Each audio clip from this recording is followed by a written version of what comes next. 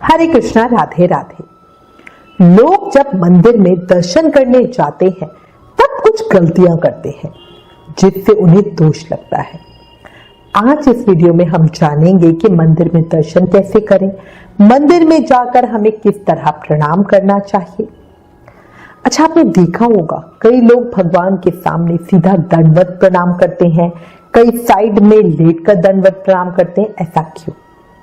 साथ ही महिलाओं को किस तरह प्रणाम करना चाहिए आदि बहुत सी बातों पे चर्चा करेंगे, क्योंकि छोटी पर अज्ञान में की हुई गलतियों का दोष बड़ा होता है।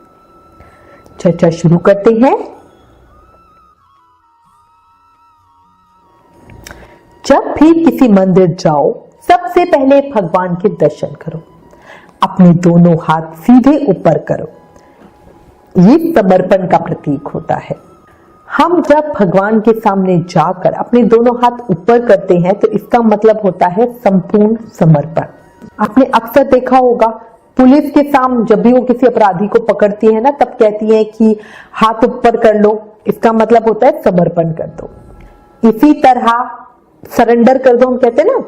इसी तरह जब हम अपने भगवान के सामने जाते हैं तब हम भी हाथ ऊपर कर कर यही कहते हैं, प्रभु हम आपके सामने मन क्रम वचन से पूरी तरह समर्पित है। मेरी नैया तेरे सहारे, तू जाने तेरा काम जाने। डुबाना चाहे तो डुबा दे, तैराना चाहे तो तैरा दे, है ना। यही हमारा भाव होता है ना। फिर हमें ये इस तरह प्रणाम करें भगवान को। फिर मंदिर में थोड़ी देर बैठे, भगवान की सुंदर छवि को आंखों से देखते हुए मन में बिताओ। मन में ऐसा भाव रखो कि इस जगह सिर्फ मेरे प्रभु हैं और मैं हूं, और लोग क्या कर रहे हैं, क्या कपड़े पहने हैं, मंदिर की कैसी सजावट है, किसी भी चीज पर ध्यान मत दो। बढ़िया दर्शन के बाद धूप लगाओ या झुककर प्रणाम करो। अच्छा, कुछ लोग क्या करते हैं कि वो आंखें बंद करके वहीं खड़े रखते हैं, है ना। आंखें क्यों बंद कर रहे हो? हम दर्शन करने तो आए हैं, है ना, और दर्शन तो खुली आंखों से करोगे। जैसे हम बिहारी जी जाते हैं, जब पर्दा होता है तब आंखें बंद करके दर्शन करो। दर्शन के बाद जब बाहर आकर बैठोगे तब आंखें बंद करो और फिर देखो कि जो आपने दर्शन किए हैं उस स्वरूप का आप ध्यान लगा पा रहे हो या नहीं लगा पा रहे हो। अगर ठाकुर जी के स्वरूप का ध्यान आपको नहीं आ रहा है आंखें बंद करके, तो फिर वापस मंदिर में जाओ, दोबारा दर्शन करो, है ना। कहने का मतलब है जो भगवान की छवि है उसे अपनी आंखों में बसाओ। अब प्रश्न, प्रणाम कैसे करें? देखो, सर, हाथ, पैर, दिल, आंख, जांघ, वचन और मन, इन आठों से जमीन पर सीधा लेटकर जब हम प्रणाम करते हैं, भगवान को हाथ जोड़ते हैं, तो ये दंडवत प्रणाम कहलाता है। इसे साष्टांग प्रणाम भी कहते हैं। इसमें हमारे शरीर का हर भाग जमीन के साथ स्पर्श करता है। बहुत से लोगों को ये बहुत आउटडेटेड लगता है, तो कई लोग कहते हैं कि भाई कपड़े खराब हो जाएंगे, है ना। पर हम तो कहते हैं कि भाई कपड़े खराब हुए तो हुए, आपकी आत्मा साफ हो जाएगी, है ना। क्योंकि इसी तरह प्रणाम करने का मतलब है कि हमने अपने अंदर की हर बुराई को छोड़ दिया है और हम अपने भगवान के अधीन हो गए हैं। आप उन्हें अपनी मदद के लिए, अपने जीवन के लिए पुकार रहे हो, तो इस तरह से आप भगवान की शरण में आ जाते हो। देखो, जो भी मैंने पहले बताया है, दंडवत प्रणाम करने का जो तरीका बताया अभी, वो सिर्फ पुरुषों के लिए होता है, जिसमें हमारा पूरा शरीर जमीन पे टच होता है। आपको एक बात पता होनी चाहिए कि शास्त्रों के अनुसार स्त्रियों को दंडवत प्रणाम नहीं करना चाहिए। आजकल हमने बहुत सारी जगहों पे देखा है कि महिलाएं भी इसी तरह दंडवत प्रणाम करती हैं, है ना, या साष्टांग प्रणाम करके परिक्रमा लगाती है, दंडवत परिक्रमा लगाती हैं, जो गलत है। और ऐसा क्यों? क्योंकि इसका समाधान हमें धर्म सिंधु नामक ग्रंथ में मिलता है, जिसमें क्लियरली लिखा हुआ है, ब्राह्मणस्य गुदम शंखम शालग्रारम च पुस्तकम वसुंधरा न सहते कामनी कुचाम मर्दनम।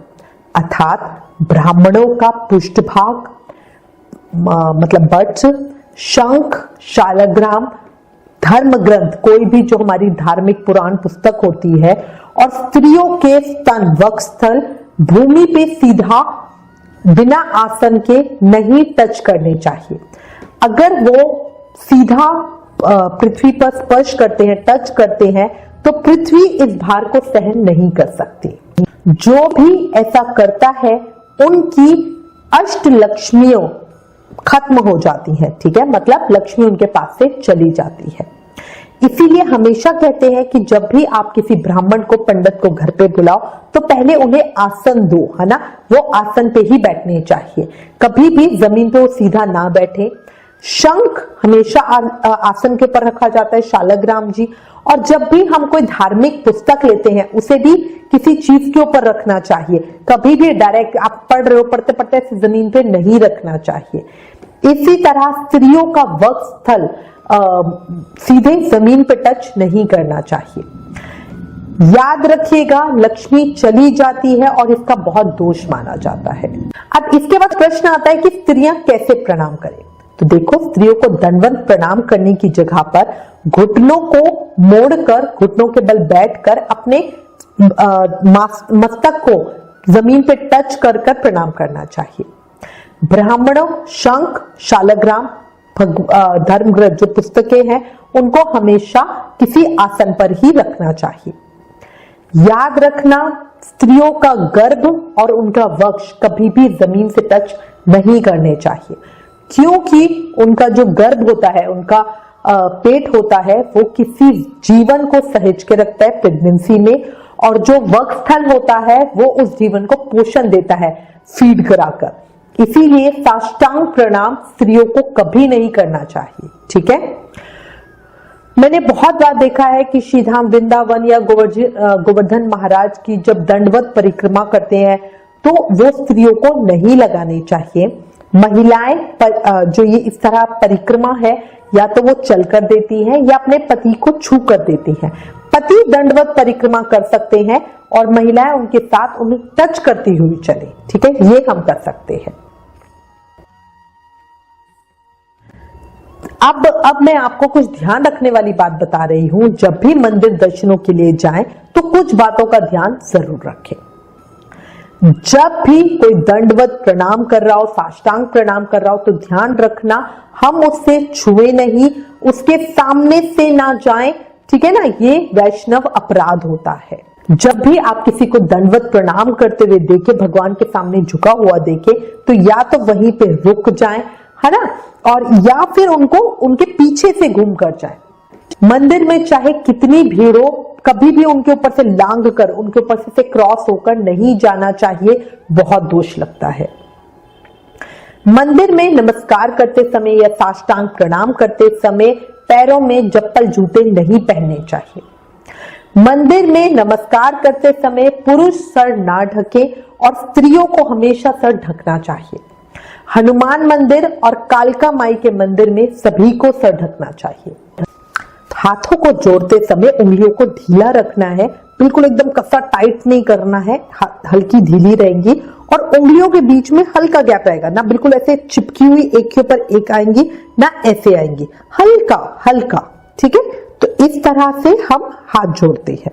जब हम मंदिर में भगवान को जय करेंगे तो इस तरह से पहले प्रणाम करके अपनी छाती के पास यहाँ पे रखेंगे, फिर उसके बाद यहाँ सर पे, ये जो हमारे अंगूठे इसे सर पे थोड़ा सा हम अपनी पीठ को झुकाएंगे, सर को झुकाएंगे और इस तरह से यहाँ पे यूं प्रणाम करेंगे। उसके बाद हाथों को छोड़ना नहीं है, हाथों को इस तरह प्रणाम करने के बाद वापस अपनी छाती के पास लाते हैं और फिर हाथों को नीचे करते हैं। कई लोग क्या करते हैं, प्रणाम करते हुए ऐसे फिंगर से अपने माथे के बीच में यहाँ टच करते हैं, ऐसे फिंगर से नहीं करना, अंगूठों से करना है, तो इस तरह टच करेंगे। ये हमारा प्रणाम करने का तरीका होता है। अच्छा, एक और चीज याद रखना, मंदिर में बैठना बहुत जरूरी होता है। कई बार मंदिर में बहुत भीड़ होती है या लाइन से सीधा ही बाहर निकाल दिया जाता है, ऐसे में आप मंदिर के बाहर आकर वहां बैठे और वहीं से झुककर प्रणाम करें। सबसे पहले मंदिर में प्रवेश करते समय बाहर लगे घंटे को, जो मंदिर में घंटी लगी होती है, उसको 3 बार बजाएं। घंट नाद से ओम की ध्वनि निकलती है। घंटे की जो तरंगे होती हैं, ये भगवान को हमारे आने का ऐसा सूचना दे रही है, ऐसा माना जाता है। जैसे हम किसी के घर जाते हैं, जब डोर बेल रिंग करते हैं ना, है ना। और जो घंटे की ध्वनि होती है, क्योंकि घंटा भी बहुत ज्यादा इंपॉर्टेंट होता है किसी भी मंदिर में, तो उसकी जो गूंज होती है, टन की आवाज होती है, ये हमारे दिमाग को शांत करती है, बाकी जगहों से हटाती है। काली तंत्र के अनुसार मंदिर से लौटते समय कभी भी घंटा नहीं बजाना चाहिए। लोग गलती करते हैं कि घुसते हुए भी घंटी बजाते हैं और बाहर निकलते हुए भी घंटी बजाते हैं। नहीं, घुसते हुए हमेशा 3 बार घंटी बजाओ और जब बाहर निकल रहे हो तब नहीं बजानी। मंदिर में घुसते ही सबसे पहले हमें अपना दाया, सीधा या राइट पैर को ही अंदर रखना चाहिए। अच्छा, एक और चीज याद रखना, मंदिर में हमेशा सॉक्स उतारकर ही जाना चाहिए, जो हमने जुराबे पहनी होती है। राधा रमन जी मंदिर में इस चीज को स्ट्रिक्टली फॉलो किया जाता है। बाहर गार्ड आपको पहले ही बोल देता है कि आप सॉक्स उतार के अंदर जाइए। मंदिर में जाकर सबसे पहले एक दीपक जरूर जलाना चाहिए, क्योंकि ये जो हम अग्नि प्रज्वलित करते हैं, साक्षी होती है। अग्नि विकारों का, जो हमारी बॉडी के अंदर ऑलरेडी बुराइयां, उनका नाश करती है और ये गवाही भी देती है ना। तो इसीलिए पहले दीपक, मंदिर में घुसते पहले घंटी बजाएंगे, फिर दीप प्रज्वलित करेंगे, फिर भगवान के दर्शन करके प्रणाम करके धोक लगाई जाती है। धोक मतलब दंडवत प्रणाम किया जाता है। दीपक जलाकर आप एक माला भी जरूर करें नाम जाप की, कोई भी मंत्र जाप कर सकते हैं। एक और चीज, जो भी पुरुष हैं वो मंदिर में हाफ पैंट या निक्कर में नहीं जाएं। उसी तरह जो लड़कियां हैं वो स्कर्ट या ऊंची मिनी स्कर्ट वगैरह पहनकर या फ्रॉक वगैरह पहनकर उनको नहीं जाना चाहिए। हमें अपने सनातन धर्म का सम्मान करना चाहिए। अब हम बात करते हैं लेफ्ट साइड से दंडवत करने की। आपने बहुत से मंदिरों में देखा होगा, लोगों को भगवान के सामने बिल्कुल सामने से नहीं, साइड से वो इस तरह से दंडवत धोक लगाते हैं, है ना। गौरिया मठ में, इन समुदायों में, तो इस्कॉन वगैरह में तो बहुत ही ज्यादा देखा होगा, है ना। तो इनको देखकर कई बार लोगों के मन में प्रश्न आता है कि भाई इस तरह से प्रणाम क्यों कर रहे हैं। तो आज मैं इसकी वजह बता देती हूँ। इस तरह प्रणाम करने की अलग अलग जगहों पे बहुत अलग अलग वजहें बताई गई हैं। कुछ लोग मानते हैं कि हमारा दिल उल्टी तरफ होता है, तो अगर हम भगवान से उस तरफ से प्रणाम कर रहे हैं तो भगवान का हाथ सीधा हमारे दिल पर रखा जाएगा आशीर्वाद देने के लिए, और वो सीधा हमारे दिल में बस जाएंगे। कई लोग कहते हैं कि वो भगवान को अपना दिल छेड़ना चाहते हैं, सो दिल की तरफ से भगवान के सामने प्रणाम करें। कई लोग ये मानते हैं कि भगवान का शिव विग्रह मंदिर में जहां से अंदर आते हैं उनके बिल्कुल सामने होता है। तो अगर हम भगवान के सामने, जैसे भगवान का विग्रह इधर है और इधर से आकर कोई प्रणाम करता है, तो उसके पैर बाहर की तरफ होंगे, है ना, जो और भक्तों की तरफ होंगे, तो ये हमारे और भक्तों का अपमान होगा। और भक्ति भगवान को सबसे ज्यादा प्रिय है, तो इसीलिए वो इस तरह दंडवत करते हैं ताकि उनके पैर भक्तों की तरफ ना हो। इस तरह प्रणाम करने में याद रखना, भगवान की तरफ हमारी लेफ्ट साइड या उल्टी तरफ आनी चाहिए। ये भगवान और भक्तों, भगवान के प्रति ना भक्तों का अपना प्यार और सम्मान दिखाने का एक बहुत सुंदर सा तरीका है। तो पूरी तरह आपकी इच्छा है, आप किस तरह, मेन चीज है प्रणाम करना, किस तरह प्रणाम करना चाहते हो।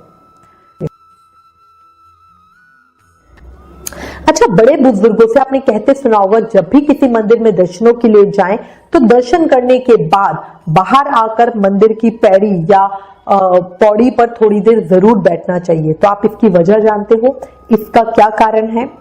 देखो, मंदिर की पैड़ी पर बैठकर हमें एक श्लोक बोलना चाहिए। श्लोक क्या है? अनायसेन मरणम बिना धनेन जीवनम देहांत तव सनिधनम देही में परमेश्वरम। इस श्लोक का मतलब है अनायसेन अर्थात मरणम, बिना तकलीफ के हमारी मृत्यु हो और हम कभी भी बीमार होकर बिस्तर पर पड़े होकर कष्ट सहकर मृत्यु को ना प्राप्त करें।